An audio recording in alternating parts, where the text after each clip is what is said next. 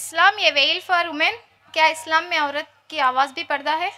సోదరిమని ఏదైతే క్వశ్చన్ అడిగారో ఇస్లాంలో స్త్రీల యొక్క గొంతుకు కూడా పరదా ఉందా అని సోదరిమని ఏదైతే ప్రశ్న అడుగుతున్నారో, ఉదాహరణకి ఒక హదీస్లో ఉన్న విషయం ఏంటంటే, మీరు ఇంట్లో ఉన్నప్పుడు ఏకాంతంలో ఉన్నప్పుడు ఎవరైనా ఒక అపరిచిత వ్యక్తి వచ్చేసి మీ డోర్ నాక్ చేసినట్లయితే, మీ తలుపు తట్టినట్లయితే, మీరు మృదువుగా ప్రేమగా మాట్లాడినట్లయితే ఆ వ్యక్తి యొక్క దిమాగ్లో మనసులో చెడు ఆలోచన కలిగే అవకాశం ఉంటుంది. కాబట్టి మీరు కఠినంగా మాట్లాడాలి మొదటి విషయం.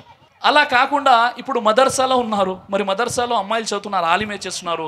అక్కడ ఒకవేళ ఈ యొక్క అమ్మాయి యొక్క ఏదైతే టోన్ ఉందో, అమ్మాయి గొంతు కూడా పరద ఉంది అన్నట్లయితే, మరి ఆలింలు, హాఫీజ్లు, హుఫాజులు, ఆలింలు ఎలా బోధిస్తున్నారు, అక్కడ క్వశ్చన్స్ ఎలా చేస్తున్నారు, ఆన్సర్ ఎలా వింటున్నారు, ఒక విషయం అర్థం చేసుకోవాలి. ఒకవేళ దీన్ని మీరు తప్పుగా అర్థం చేసుకున్నట్లయితే, ఇదే అమ్మాయి మెచ్యూర్ అయిపోయిన తర్వాత ఆమె ఎప్పుడైతే కాలేజ్కి వెళ్తుందో, స్కూల్కి వెళ్తుందో, అక్కడ టీచర్స్ బోధిస్తున్నారు కదా, డౌట్ ఉంటే మీరు అడుగుతున్నారు కదా, మళ్ళీ అక్కడ పరదా లేదా? కాబట్టి మనం సరిగ్గా అర్థం చేసుకొని కారణంగా అపార్థాలు జరిగిపోతున్నాయి. ఇక్కడ హదీస్లో చెప్పడం విషయం ఏంటంటే, అమ్మాయికి గొంతుకి పరదా ఉంది, కానీ ఏ విషయంలో ఉంది అన్న విషయాన్ని మనం అర్థం చేసుకోవాలి. అన్నెసెసరీగా మీకు ఎలాంటి సంబంధం లేనటువంటి ఒక వ్యక్తి ఎప్పుడైతే మీ యొక్క తలుపు తట్టి లేదా మీతో మాట్లాడే ప్రయత్నం చేసినప్పుడు మృదువుగా మీరు మాట్లాడకూడదు. ఎందుకంటే మన మాట్లాడే విధానం, మన టొనాలిటీ ఏదైతే గొంతు ఉంటుందో, మనం చేసే శబ్దం ఏదైతే ఉంటుందో, ఆ గొంతు ద్వారానే ఎదుటి వ్యక్తి అర్థం చేసుకుంటాడు. ఒక వ్యక్తి యొక్క సైగాలు, ఆ వ్యక్తి యొక్క ఫేస్ ఎక్స్ప్రెషన్స్ ఏవైతే ఉంటాయో, ఆ యొక్క టోన్ ఏదైతే ఉంటుందో, ఆ టోన్ ద్వారా మనం అర్థం చేసుకోవచ్చు. నేను వస్తున్నాను, జారేజో అన్న దానికి మనం మాట్లాడే విధానంలో తేడా ఉంటుంది, ఎదుటి వ్యక్తికి అర్థమైపోతుంది. కాబట్టి అలా సున్నితంగా కాకుండా మీరు కఠినంగా మాట్లాడాలని ఉంది.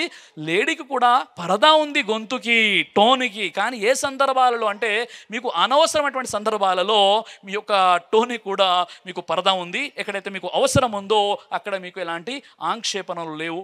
కాబట్టి సోదరు అడిగిన ప్రశ్నకు జవాబు దొరుకుతుంది ఆశిస్తున్నాను. దైవ ప్రవక్త ముహమ్మద్ సల్లల్లాహు అలైహి వసల్లం వారు తెలియజేశారు, కడుపుకు సంబంధించినటువంటి అన్ని రకాల వ్యాధులకు అద్భుతమైన ఔషధం తల్బీనా.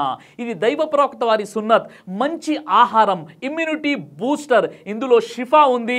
ఇది మంచి ఔషధంగా కూడా పనిచేస్తుంది. కాబట్టి పిల్లలు అయినా పెద్దలు అయినా ఎవరైనా దీనిని ఉపయోగించవచ్చు. అలాగే ఖురాన్లో దైవం తెలియజేశాడు, తేనెలో మీకు స్వస్థత ఉంది అని. కాబట్టి ఇక్కడ కనిపిస్తున్నటువంటి ఈ నెంబర్స్కి కాల్ చేసి మీరు ఇప్పుడే ఈ ప్రోడక్ట్ని ఆర్డర్ చేసుకోవచ్చు. కొరియర్ ఫెసిలిటీ కూడా ఉంది.